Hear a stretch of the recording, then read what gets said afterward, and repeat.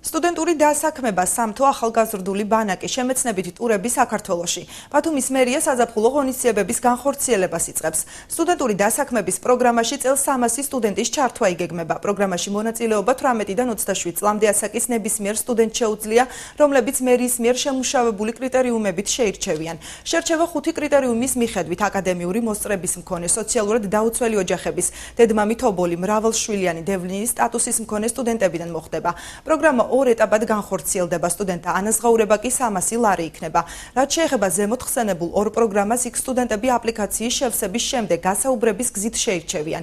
პროგრამის პრეზენტაცია დღეს საქართველოს უნივერსიტეტიდან დაიწყო. უახლოეს დღეებში კი სხვადასხვა უმაღლეს სასწავლებელში გადაინაცვლებს.